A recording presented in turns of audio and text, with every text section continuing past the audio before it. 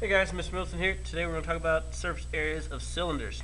At the end of this video, you should be able to find the lateral area and the surface area of a cylinder, and you should be able to find the surface area of a composite shape. Okay, a cylinder is very similar to a prism in that there are two parallel bases. Prism. Bad handwriting. Sorry guys. Bases. Alright. Okay. The difference is that instead of the bases being polygons, they are circles. So it's pretty nice that in a cylinder, you already know how to find the area of the base all the time. It's not like you have to think about different formulas or think about anything else. Okay. If you were to draw the net of a cylinder, the bases would be circles, and the lateral face, remember that's just the side, it's not the base, is a rectangle. Rectangle. Okay. Could be something like this. Okay. Alright. So very quickly drawing net of a cylinder. Okay, so remember that lateral area is the area of a figure without the bases. In a prism, lateral area equals the perimeter times the height. Perimeter of the base times the height. Well, cylinders are very similar to prisms, so we'll kind of find it the same way, but in a cylinder, or in a circle, the perimeter of a circle is called the circumference.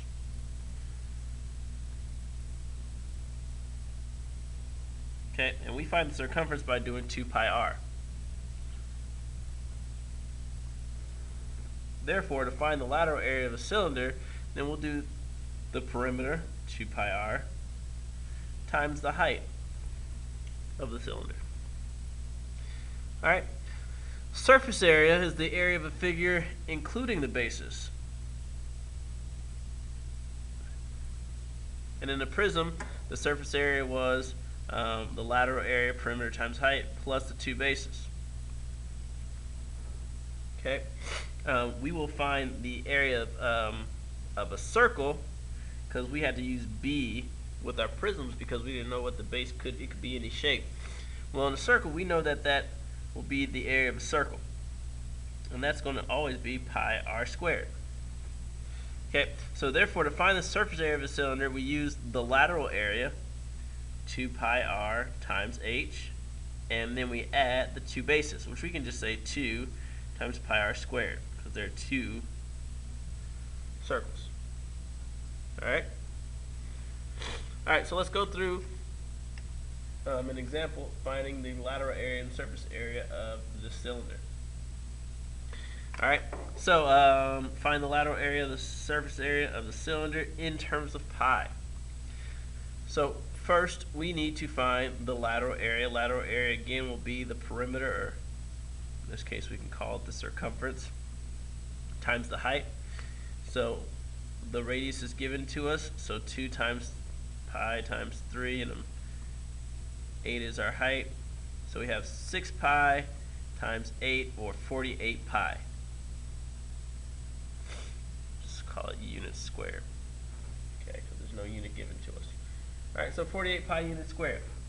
To find the surface area, what we'll do is we'll have the lateral area, I can just say lateral area plus 2 pi r squareds.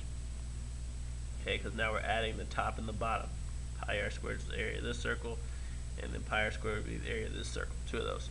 Alright, so we already know the lateral area is 48 pi. I don't have to go through that again. We're going to add 2 times pi 3 squared. Alright, so that'll give us 9 pi. That's the area of one of the circles. So both of those together is 18 pi.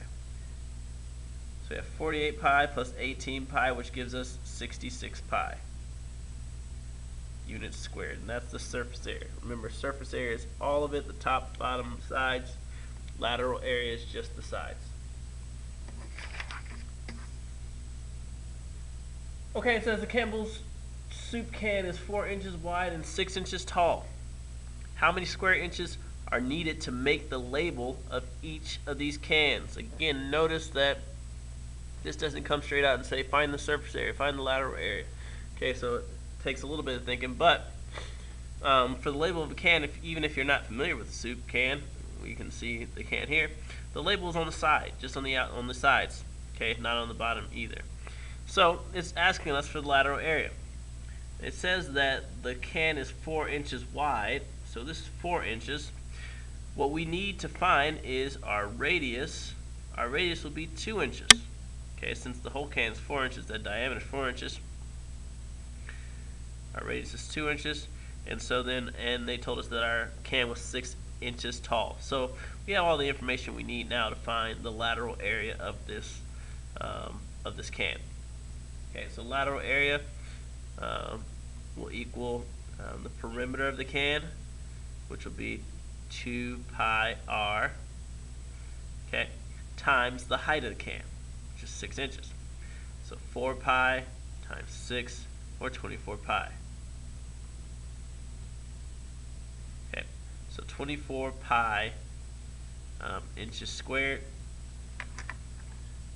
if you want to know that in terms of decimals like you would usually use, 75.4 inches squared might be a little bit more applicable when you're talking about actual things, unless the directions tell you to leave it in terms of pi.